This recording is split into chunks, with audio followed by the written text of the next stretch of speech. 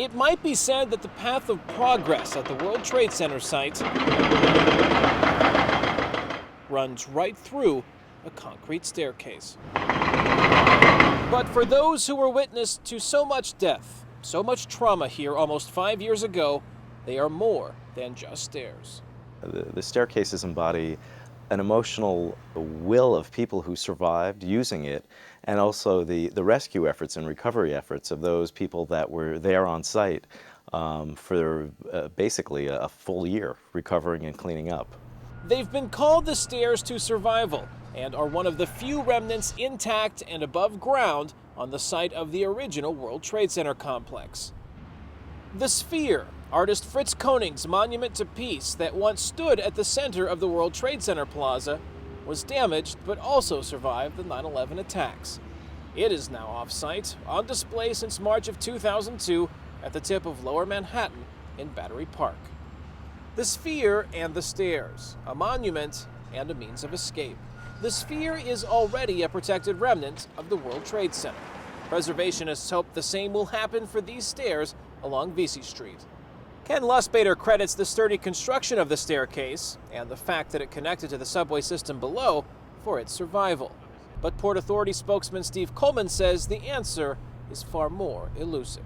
As to why these stairs survived, I don't think anybody will ever know the answer to that. There were certain things that happened on September 11th that just defy logic. I mean, every other above ground part of the Trade Center crumbled that day, but these stairs somehow are still here. Really, there's a lot of historic elements there. There are the box beam columns of the original two towers that, if you look down, define the shapes of the towers. There's the actual bedrock of those twin towers that are there, the slurry wall, and again, the staircase. But the staircase is the only above ground element.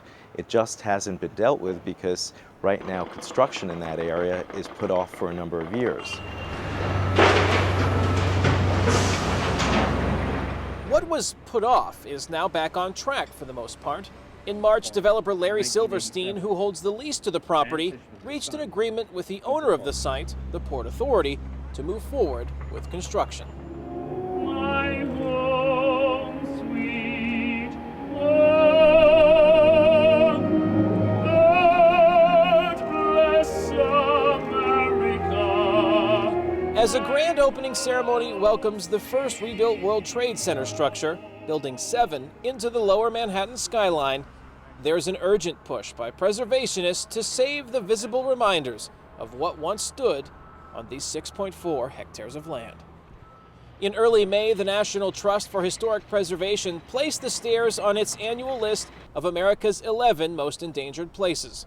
That brought the issue to the public's attention and further into the debate about how to remember the victims of 9/11. And that it could be a real touchstone to people and generations and kids who are going to come to the site to really get a sense that this is a real authentic piece of the Trade Center right before their eyes. It's not going to be a recreation. It's not going to be underground like other elements that are going to be at the museum. This is going to be really in the place where people had the attacks affect them and people were there. There might be a possibility of preserving it here in place. There might be a possibility of moving it or a portion of the staircase to another location on the site when it's fully built. But I think we're going to look through every option and try to find every way that we can to preserve either all or part of the particular staircase here. Keeping the stairs in place would not affect plans to build the cornerstone of the redevelopment effort and its largest structure, the Freedom Tower. It would impact construction of Tower Number 2, which Silverstein has an exclusive agreement to develop. In July of 2008, the site for Tower Number 2 will be ready, and that will go into the ground to be completed by 2012. Ultimately, the fate of the stairs rests with the Port Authority. Preservationists hope the stairs might share the same fate as another landmark at Ground Zero. Two steel beams in the shape of a cross also were left standing after the Twin Towers collapsed. The World Trade Center Memorial Foundation has committed itself to making that cross a permanent exhibit at the site. As for the Sphere, its resting place in Battery Park is also temporary.